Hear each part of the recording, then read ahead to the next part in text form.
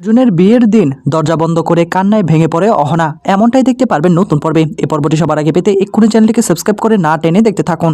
শুরুতে আমরা দেখতে পারবো ঘরের মধ্যে অহনা সাজুগুজু করছিল। হঠাৎ করে সেখানে সত্যু মামা চলে আসে। দরজা খুলেই তখন অহনা প্রশ্ন করে, কি ব্যাপার সত্যু মামা, দরজা কেন এইভাবে ধাক্কাচ্ছেন? তখন সত্যু মামা বলে, আর কতক্ষণ দেরি করবে, সকলেই তো অপেক্ষা করে রয়েছে, এভাবে বসে থাকলে কি হবে নাকি? অহনা বলে, সত্যু মামা আমি তো বসে থাকিনি, আমি তো একটু সেজে গুজে বের হলাম আর কি, আমার তো একটু সময় লাগতে পারে তাই না?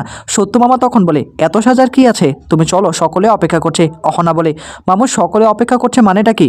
আমার জন্য কেন সকলে অপেক্ষা করবে? আজকে তো আর আমার বিয়ে না, আমার জন্য অপেক্ষা করতে হবে না। আর আমি না একটু কাজ করতে করতে একটু ক্লান্ত হয়ে গিয়েছিলাম, সেজন্য একটু বিশ্রাম নিচ্ছিলাম। সত্য মামা বলে, তোমাকে আমি আগেই বলেছিলাম বাড়িতে একটা কাজের মেয়ে রাখি, তুমি কি বললে?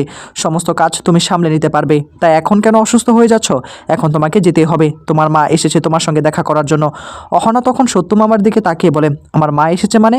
মাকে আবার কে ইনভাইট করলো? তখন সত্য মামা বলে, আমি তো আর সেটা জানি না, কোনোভাবে বুঝতে পেরেছে যে অর্জুনের বিয়ে এই বাড়িতে থেকে হচ্ছে, যেন তুমি কষ্ট না পাও সেজন্য হয়তো বা এসেছে। অহনা তখন বলে, আমি একদম ঠিক আছি মামু, আমার জন্য চিন্তা করতে হবে না। তখনই আবার সত্য মামা বলে ওঠে, হ্যাঁ সেটা তুমি নিজের মুখে সকলকে গিয়ে বলো, আমি তো আর কিছু বলতে পারবো না। অন্যদিকে টুকুন বাড়ির মধ্যে অর্জুনকে খুব সুন্দর করে সাজিয়ে দিচ্ছে। কিছুক্ষণ পরই পিসিমণি সেখানে এসে বলে, কি ছুটু, মনটা এইভাবে খারাপ করে রেখেছো কেন? মন খারাপের কিছু নেই, আমার বিশ্বাস খুব ভালো একটা মেয়ের সঙ্গে তোমার সমস্ত কিছু হবে। দুর্গাদেবী তখন বলে, ভালো বই কি, ভালো বলতে হবে, অনেক ভালো মেয়ে, এমন ভালো মেয়ে কখনো আমরা কোথাও দেখিনি। এই বলেই তখন মুচকে মুচকে হাসতে থাকে। এদিকে অর্জুনের মনটা খারাপ। তখনই অর্জুনের দিকে তাকে বলে, কি রে, এভাবে মন খারাপ করে থাকলে হবে নাকি? আজকের এরকম একটা শুভ দিনে আরেক দিকে তোমার ভাই ঠাকুরজি ঘরের মধ্যে বসে রয়েছে। তখনই আবার পিসিমণি বলে ওঠে, মন তো আমারও খারাপ হচ্ছে, আমি তো যেতে পারছি না। মন খারাপ হবে না, এতগুলো মানুষ বাড়িতে, দুজন মাত্র যাচ্ছে মানুষ।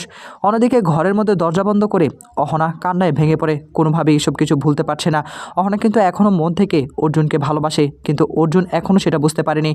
অহনা যতই অর্জুনকে দূরে ঠেলে দেখ না কেন, দিন শেষে অর্জুনকে ভালোবাসে। আর এই কথাগুলো বলতে বলতে কান্নায় ভেঙে পড়ে। অন্যদিকে দেখা যাবে টুকুন সকলের সামনে বলে ওঠে, আচ্ছা ছোট, এভাবে মন খারাপ করে থাকলে হবে নাকি? বিয়েটা তো এখন করতে হবে, এখন তার কোনো কিছু আটকানোর নেই। বাড়ির সকল বউরা মিলে নানাভাবে দুর্গাদেবীকে অপমান করতে থাকে, যে আপনার মতো মানুষ আমরা দেখিনি, এতদিনে আপনাকে ভালো মনে করেছিলাম, কিন্তু আপনি ভিতরে কি সেটা খুব ভালো করে বুঝতে পারছি।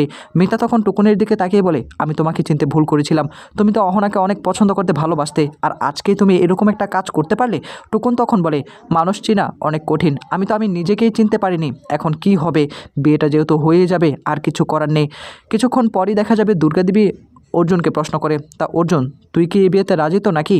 অর্জুন তখন বলে, হ্যাঁ মা, তুমি যেহেতু কথা দিয়েই ফেলেছো, আমি তোমার কথা খেলাপ করতে পারবো না। তখনই দুর্গাদেবী বলে, এখন যদি আমি না চাই তাহলে কি তুই বিয়েটা করবি না? অর্জুন তখন বলে, না মা, তেমন কিছুই না, আমি বিয়েটা করব। তো বন্ধুরা, সামনে কি আসতে চলেছে জানতে হলে অবশ্যই চ্যানেলটিকে সাবস্ক্রাইব করে আমাদের সাথেই থাকুন।